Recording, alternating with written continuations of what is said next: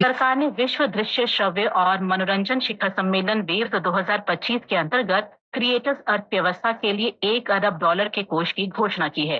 कल नई दिल्ली में वेव्स 2025 पर एक उच्च स्तरीय सत्र को संबोधित करते हुए सूचना और प्रसारण मंत्री अश्विनी वैष्णव ने कहा कि 1 मई से 4 मई तक मुंबई में होने वाला ये कार्यक्रम क्रिएटर समुदाय को एक मंच प्रदान करेगा। सूचना और प्रसारण मंत्रालय के सत्र का उद्देश्य वेव्स 2025 से पहले अंतर्राष्ट्रीय समुदाय को शामिल करना था। इस अवसर पर विदेश मंत्री सुब्रमण्यम जयशंकर ने कहा कि वेव मीडिया और मनोरंजन उद्योग के लिए चर्चा, सहयोग और नवाचार को बढ़ावा देने के लिए एक महत्वपूर्ण मंच के रूप में काम करेगा। उत्तर प्रदेश सरकार स्वच्छ ऊर्जा और सतत शहरी विकास के लिए राज्य की प्रतिबद्धता के अंतर्गत प्रदेश के सभी नगर निगमों को सौर शहरों में परिवर्तित करेगी। मुख्यमंत्री योगी आदित्यनाथ ने ये घोषणा कल गोरखपुर में आयोजित राष्ट्रीय स्वच्छ वायु कार्यक्रम पर 3 दिवसीय कार्यशाला और राष्ट्रीय सम्मेलन के समापन सत्र के दौरान कही। उन्होंने कहा कि उत्तर प्रदेश 22,000 मेगावाट स्वच्छ ऊर्जा उत्पादन का लक्ष्य लेकर चल रहा है। श्री योगी ने बताया कि वर्ष 2070 तक भारत के शून्य कार्बन उत्सर्जन लक्ष्य को प्राप्त करने के लिए राष्ट्रीय से लेकर स्थानीय सभी स्तरों पर सामूहिक प्रयासों की आवश्यकता है। छत्तीसगढ़ के बीजापुर जिले में 17 नक्सलियों ने समर्पण कर दिया है।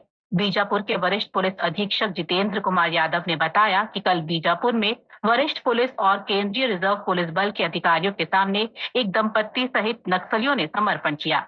श्री यादव ने कहा कि समर्पण करने वाले नक्सलियों ने खोखली और अमानवीय माओवादी विचारधारा, वरिष्ठ काडरों के निर्दोष आदिवासियों के शोषण और सुरक्षा बलों के बढ़ते प्रभाव से निराशा व्यक्त की। ये नक्सली निया निर्लार यानी आपका अच्छा गांव योजना से भी प्रभावित थे। इसके अंतर्गत सुरक्षा बल और प्रशासन बुनियादी सुविधाएं प्रदान करने तथा आंतरिक क्षेत्रों में विकास कार्य करने का प्रयास कर रहे हैं। ये सभी नक्सली प्रतिबंधित माओवादी संगठन की गंगालूर क्षेत्र में सक्रिय थे। समर्पण करने वाले 6 काडरों पर 1-1 लाख रुपए का इनाम था। इन नक्सलियों के समर्पण में जिला रिजर्व गार्ड, बस्तर फाइटर्स, विशेष कार्य बल, सीआरपीएफ और इसकी विशिष्ट इकाई कोबरा ने महत्वपूर्ण भूमिका निभाई। रंगों का त्योहार होली आज पूरे देश में पारंपरिक उत्साह और हर्षोल्लास के साथ मनाया जा रहा है। आए होली आए होली आए खेलो खेलो रंग है कोई अपने। जय द्वारकाधीश, जय रणछोड़ और जय श्री कृष्ण की गूंज के साथ द्वारका और डाकोर नगरी में होली का जश्न है। होली के इस अवसर पर आयोजित फूल डोल उत्सव और फागणी पूनम उत्सव में भाग लेने के लिए द्वारका, डाकोर, शामलाजी और राज्य के सभी प्रमुख इस्कॉन और हरे कृष्ण मंदिरों में बड़ी संख्या में भक्त उमड़ पड़े हैं। डाकोर के प्रसिद्ध राजा रणछोड़ राय मंदिर में दिन की शुरुआत ही मंगला आरती से हुई है और रंगोत्सव का प्रारंभ हुआ है। द्वारका में द्वारकाधीश मंदिर में पुजारी चांदी की पिचकारियों में केसुड़ा के जल और अबील गुलाल भरकर भगवान के साथ होली मनाते हैं। दोपहर में भक्त भी अबील गुलाल उड़ाते हुए रंगों की इस त्योहार में हर्षोल्लास के साथ शामिल होंगे। राष्ट्रपति द्रौपदी मुर्मू ने होली पर देशवासियों को शुभकामनाएं दी हैं। राष्ट्रपति ने संदेश में कहा है कि ये त्योहार खुशियों और उत्साह लेकर आता है। उपराष्ट्रपति जगदीप धनखड़ ने भी देशवासियों को शुभकामनाएं दी हैं। उन्होंने कहा कि होली बुराई पर अच्छाई की जीत और वसंत ऋतु के आगमन का प्रतीक है। प्रधानमंत्री नरेंद्र मोदी ने अपने संदेश में कहा है कि हर्षोल्लास और आनंद से भरा ये त्योहार सभी के जीवन में नए उत्साह और ऊर्जा का संचार करता है। इस विशेष बातचीत में अखिल भारतीय आयुर्विज्ञान संस्थान के चर्म रोग विभाग के चिकित्सक कौशल वर्मा ने लोगों को होली पर कृत्रिम रंगों से बचने की सलाह दी है। होली के समय नीले रंगों का इस्तेमाल ना करें, सूखे रंगों का या गुलाल का इस्तेमाल करें। कभी कभी होली के टाइम लोग जो है ये पेंट, वार्निश, कीचड़ जैसी चीजों का इस्तेमाल करते हैं होली खेलने के लिए। इसको बिल्कुल ही ना करें, इससे त्वचा को नुकसान पहुंचता है। होली पर आज दिल्ली मेट्रो की एयरपोर्ट एक्सप्रेस लाइन सहित सभी सेवाएं दोपहर बाद 2:30 बजे तक उपलब्ध नहीं होंगी। दिल्ली मेट्रो ने बताया कि मेट्रो सेवाएं आज दोपहर 2:30 बजे से सभी लाइन पर सामान्य रूप से चलेंगी। प्रवर्तन निदेशालय ने कर्नाटक के पुलिस महानिदेशक के रामचंद्र राव की बेटी और कन्नड़ अभिनेत्री रान्या राव से संबंधित सोना तस्करी मामले की जांच शुरू कर दी है। निदेशालय ने बेंगलुरु सहित 8 ठिकानों पर तलाशी और छापेमारी की। रान्या राव के करीबी दोस्त और होटल मालिक के पोते तरुण राजू के बेंगलुरु आवास पर भी छापेमारी की गई। तरुण को गिरफ्तार कर राजस्व खुफिया निदेशालय पूछताछ कर रहा है। गृह मंत्री अमित शाह 3 दिन के दौरे पर आज शाम असम पहुंचेंगे। इस दौरान श्री शाह विभिन्न कार्यक्रमों में शामिल होंगे। कल सुबह गृह मंत्री पुलिस अकादमी का उद्घाटन करेंगे। वे असम राइफल्स प्रतिष्ठानों को जोखामसांग में स्थानांतरित करने के लिए आइजोल में एक समारोह में भी भाग लेंगे। रविवार को गृह मंत्री कोकराझार जिले के डोटमा में ऑल बोडो स्टूडेंट्स यूनियन के 57वें वार्षिक सम्मेलन को संबोधित करेंगे।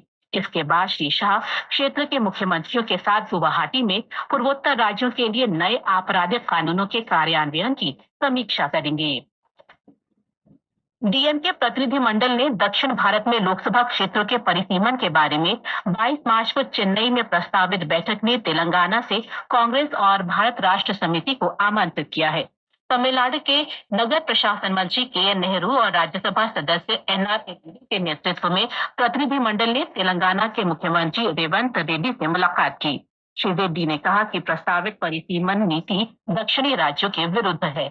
उन्होंने कहा कि ये दक्षिणी राज्यों को सीमित करने और महत्व कम करने का एक प्रयास है। मुंबई में कल रात महिला प्रीमियर लीग क्रिकेट टूर्नामेंट के एलिमिनेटर मैच में मुंबई इंडियंस ने गुजरात जायंट्स को 47 रन से हराकर फाइनल में प्रवेश किया। मुंबई में कल फाइनल में मुंबई इंडियंस का सामना दिल्ली कैपिटल से होगा। मैच शाम 7:30 बजे से खेला जाएगा। मौसम विभाग ने आज जम्मू कश्मीर, लद्दाख, गिलगित बाल्टिस्तान, मुजफ्फराबाद और अरुणाचल प्रदेश में अलग अलग स्थानों पर तेज वर्षा का अनुमान लगाया है। पंजाब, हरियाणा, चंडीगढ़, दिल्ली, राजस्थान, नागालैंड, मणिपुर, मिजोरम और त्रिपुरा में दिन भर तेज हवाओं और गरज के साथ बारिश हो सकती है। अंतरिक्ष में उपग्रहों को अलग करने में भारत को मिली कामयाबी को हिंदुस्तान सहित अधिकांश अखबारों ने प्रमुखता दी है।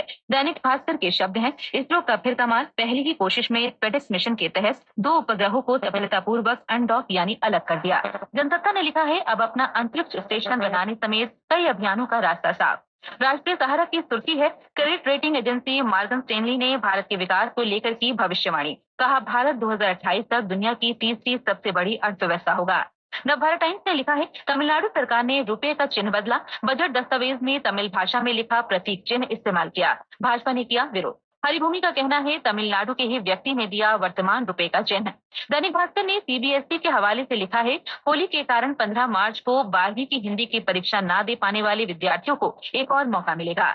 आज सभी अखबार होली के रंगों और खबरों से सराबोर हैं। दैनिक जागरण ने बताया है, होली की वैश्विक पहचान होगी। दीपावली के बाद अब होली को भी यूनेस्को की सूची में जोड़ने का प्रस्ताव भेजेगा संस्कृति मंत्रालय।